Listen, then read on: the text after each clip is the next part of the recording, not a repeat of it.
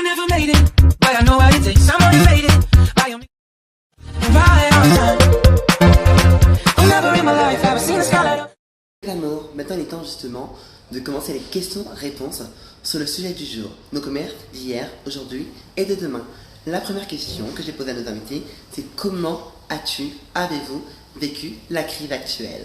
Salut, je m'appelle Rome, je suis chapelier, et je viens de Saint-Ouen et j'ai créé la marque La Caboche au premier confinement 2020. Cette crise m'a permis d'avoir le temps de monter le projet et de me concentrer sur la création d'une collection qui me ressemble. Alors je m'appelle Pierre Gianordoli, je travaille pour la société Fray. Je suis chargé du marketing et de la communication de la zone shopping promenade à Clé-Souilly, qui est un lieu de commerce de plein air, mais également de loisirs et de restauration. Comment te renouvelles-tu pour affronter la crise, ou devrais-je dire les crises à venir, 1, saison 2, saison 3, saison 4, bref, tu me comprends. Comment fais-tu pour te préparer à toute éventuelle crise, tout simplement? Je me renouvelle en créant des collections suivant les saisons, avec des matières et matériaux français, des nouvelles techniques et des collabs. Nous avons vécu la crise sanitaire difficilement, comme tout le monde. Cependant, nous avons un modèle sur lequel on se repose et dans lequel on croit. Le commerce de plein air, de proximité, les enseignes indépendantes, les nouvelles façons de faire son shopping, de profiter d'un lieu de loisirs et de divertissement. Donc, comme on a un modèle auquel on croit fortement, on a affronté cette crise avec une relative sérénité. Que dirais-tu aux commerçants qui aujourd'hui baissent les bras? Pour les commerçants qui baissent les bras, je leur dirais de tenir bon et d'essayer d'utiliser ce temps pour libérer leur créativité. Puisqu'on a effectivement, comme je vous l'ai dit précédemment, un modèle disruptif, un modèle qui change, et un modèle, encore une fois, dans lequel on croit.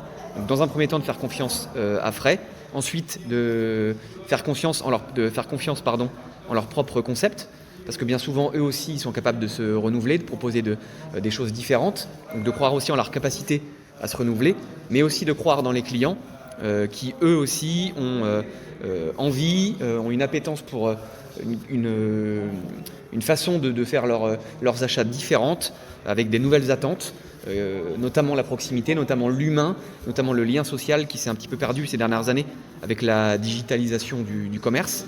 Et effectivement, je crois qu'il faut surtout croire en fait dans les consommateurs qui eux-mêmes sont en recherche de ce lien social et de ce contact humain du commerce physique, et que seul le commerce physique peut apporter, et ce que le commerce digital ne pourra finalement jamais promettre à ses acheteurs.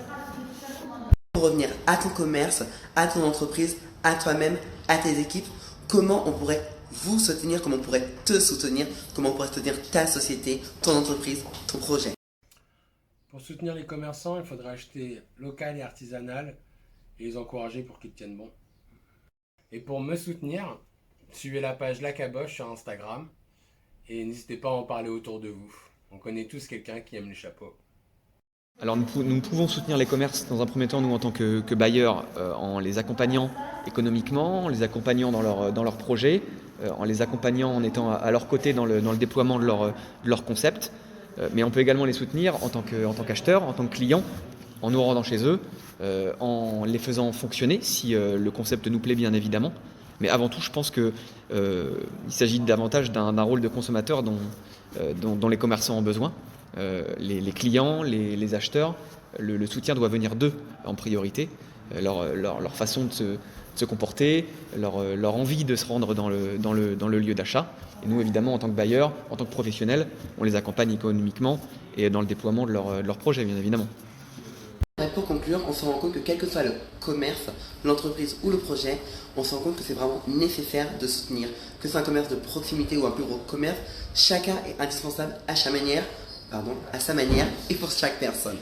Donc j'espère que tous ces reportages, tous ces avis, tout ce partage vous aura permis de comprendre que vous devez continuer, je suis fatigué, excusez-moi, à soutenir toutes ces sociétés qui ont besoin de vous et dont on a aussi besoin quelque part que demain, s'il n'existe plus, nous, on aura plus de difficultés à aller au bout de nos projets aussi.